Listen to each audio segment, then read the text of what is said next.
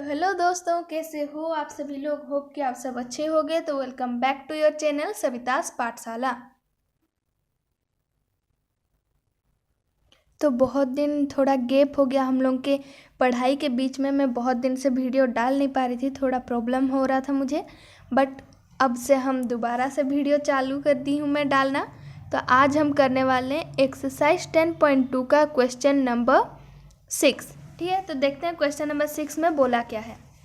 तो question number 6 है यहाँ पे, the length of a tangent from a point A at distance 5 centimetre from the centre of a circle is 4 centimetre, find the radius of the circle. ठीक है, तो यहाँ पे बोला है कि एक टेंजेंट का हमें लेंथ दे दिया है और वो पॉइंट जो उसका एंड पॉइंट है वहाँ से सेंटर तक भी उसका लेंथ दे दिया है और पूछा है कि रेडियस हमारा कितना है। ठीक है, तो हमारा क्वेश्चन नंबर 6 है।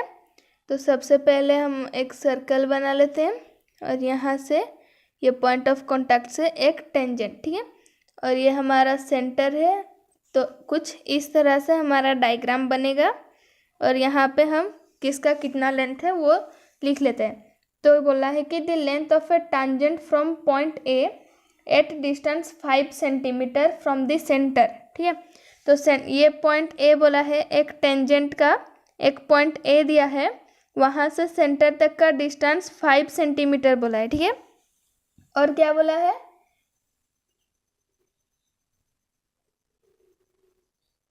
और फिर वो जो टेंजेंट का लेंथ है पॉइंट ऑफ कांटेक्ट से ये ए का जो ये है वो हमारा 4 सेंटीमीटर है। ठीक है, और हमें पूछा है कि ये कितना होगा।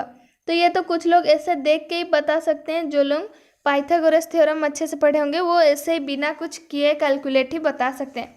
तो हम यहाँ पे प्रोसेस में करेंगे तो यहाँ पे डायरेक्ट हम, क्योंकि ये हमें पता है ये 90 डिग्री होता है, तो हम यहाँ पे डायरेक्ट पाइथागोरस थ्योरम लगा सकते हैं। ठीक है, तो P square plus B square equal to H का स्क्वायर।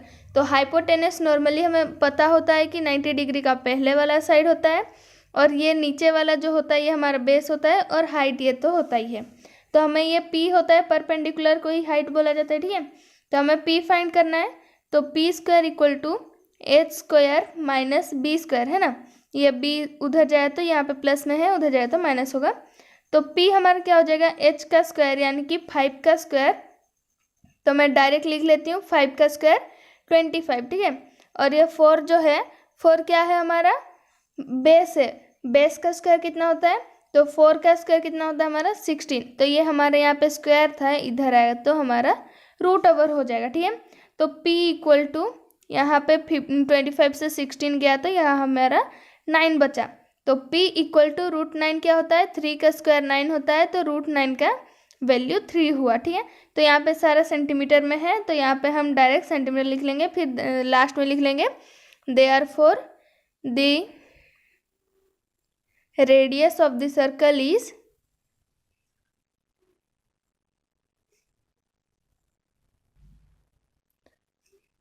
3 सेंटीमीटर। ठीक है, तो ये हमारा क्वेश्चन नंबर 6 कंप्लीट हो गया। अब क्वेश्चन नंबर 7 देख लेते हैं। तो क्वेश्चन नंबर 7 में बोला क्या है देखते हैं। ठीक है, तो क्वेश्चन नंबर 7 हमें बोला है 2 कॉन्सेंट्रिक सर्कल्स। ठीक है, कॉन्सेंट्रिक सर्कल किससे बोलते हैं, जो ऐसे सर्कल जिनका जो सेंटर है वो सेम रहे। ठीक है, जिनका यानी कि अगर यहाँ पे मान लो ये सेंटर है और ये एक सर्कल है, तो और एक ऐसा सर्कल जिसका सेंटर यही होगा उसे हम कॉन्सेंट्रिक सर्कल, यानी कि अगर ऐसे ही देखा जाए तो ऐसे 2 सर्कल जो कि एक ही सेंटर से बनाया गया हो। ठीक है, यानी कि हम जैसे कि बनाते हैं राउंडर से, तो एक का अगर 3 सेंटीमीटर लिए और सर्कल बनाए और उसी पॉइंट में ही रख के हम 5 सेंटीमीटर का एक और सर्कल बनाए। ठीक है, तो यहाँ पे भी वही बोला है 2 concentric circle are of radius 5 centimetre and 3 centimetre. ठीक है, find the length of the chord which is chord of the larger circle. ठीक है, which touches the smaller circle. तो ऐसा एक कॉन्सेंट्रिक सर्कल है। ठीक है, यहाँ पे डायग्राम से हम समझते हैं। तो ये एक सर्कल है, इसका सेंटर ये है और इसी सेंटर से ही एक और, थोड़ा सा गड़बड़ी हो गया दोस्तों, ठीक है कोई बात नहीं, काम चला लेंगे। तो उसी से ही सेंटर से ही एक और सर्कल बनाएगा, ठीक है। और ये बड़ा वाला सर्कल का जो रेडियस है ये है हमारा 5 सेंटीमीटर, और छोटा वाला रेडियस का जो लेंथ है वो है हमारा 3 सेंटीमीटर, ठीक है। और क्या बोला है यहाँ पे कि ऐसा एक कॉर्ड है, ठीक है, ऐसा एक कॉर्ड है जो कि हमारा लार्जर सर्कल के लिए, वो हमारा लार्जर सर्कल के लिए तो ये कॉर्ड बन रहा है, बट वो स्मॉलर सर्कल को एक पॉइंट में टच करके जा रहा है, ठीक है। और एक पॉइंट में टच करके जाए अगर एक लाइन, तो उसे हम क्या बोलते हैं, टांजेंट बोलते हैं। यानी कि ये जो कॉर्ड है वो बड़ा के लिए तो कॉर्ड है, बट छोटा के लिए वो टांजेंट है। तो यहाँ से हम ऐसे कर सकते हैं कि हमारा 90 डिग्री हो गया, ठीक है। और हमें क्या पूछा है, हमें पूछा है इसका लेंथ। तो हम क्या करेंगे, ये सेंटर से यहाँ तक हम ज्वाइन कर लेंगे, ठीक है। तो यहाँ तक तो हमें पता है कि इसका लेंथ क्या है ना, क्योंकि ये तो बड़ा सर्कल का रेडियस बन रहा है। ये इधर भी देखो तो ये, तो यहाँ पे हमें इसका लेंथ पता है, इसका लेंथ पता है, और ये हमें फाइंड करना है, और हमें पता है कि ये 90 डिग्री है। तो हम यहाँ पे क्या कर सकते हैं, सेम टू सेम प्रोसेस इसी को फॉलो कर सकते हैं, पाइथागोरस थ्योरम लगाएंगे, ठीक है। मैं और एक बार बता देती हूँ। ये हमारा सेंटर था, ये हमारा एक कॉर्ड है जो कि बड़े सर्कल के लिए कॉर्ड है, लेकिन छोटे सर्कल को एक पॉइंट में टच करके जा रहा है, यानी कि ये उसके लिए एक टेंजेंट है ना। और टेंजेंट क्या होता है, उसका पॉइंट ऑफ कांटेक्ट में वो 90 डिग्री होता है, ये हमें पता है, थ्योरम कर चुके हैं हम। और ये हमें पता है इसका रेडियस 3 सेंटीमीटर दिया हुआ है, और ये सेंटर से यहाँ तक हम अगर कनेक्ट करते हैं तो ये हमारा बड़ा सर्कल का रेडियस बन जाता है ना। और ये हमें पता है 5 सेंटीमीटर का है, और हमें फाइंड करना है इसका लेंथ टोटल का, ठीक है, पूरा AB का लेंथ हमें फाइंड करना है। इसे C नाम दे देते। तो यहाँ पे हम कर सकते हैं इन ट्राइंगल ACO लो या फिर BCO लो, तुम्हारे ऊपर डिपेंड करता है, कोई भी लोगे तो आराम से हो जाएगा, ठीक है। क्योंकि हमें पता है ये वाला दोनों, अगर ये दोनों सेम है तो इसका और इसका लेंथ सेम आने वाला है, ठीक है। तो यहाँ पे हम कर लेंगे P² + B² = H का स्क्वायर, ठीक है।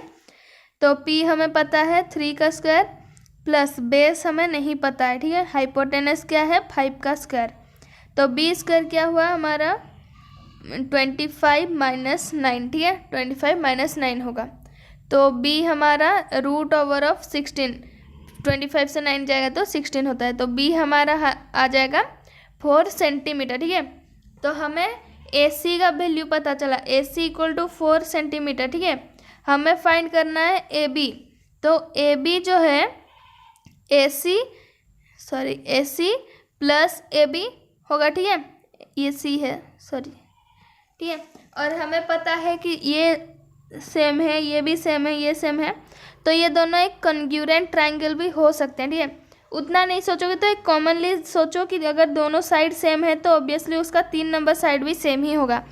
तो यहाँ पे हम ऐसे डायरेक्ट लिख सकते हैं, ठीक है। ये AB नहीं है, ये CB है, CB। तो हमारा AC जो है ये हमारा 4 सेंटीमीटर आ गया, तो 4 सेंटीमीटर, और CB भी हमारा 4 सेंटीमीटर हो जाएगा। तो ये टोटल हमारा हो गया 8 सेंटीमीटर, ठीक है। तो therefore the length of the chord is the chord is 8 centimetre, ठीक है। तो इसी के साथ हम लोग का ये क्वेश्चन कंप्लीट होता है। तो मिलते हैं अगले वीडियो में जिसमें हम नेक्स्ट क्वेश्चंस करने वाले हैं। तो तब तक के लिए good bye and take care.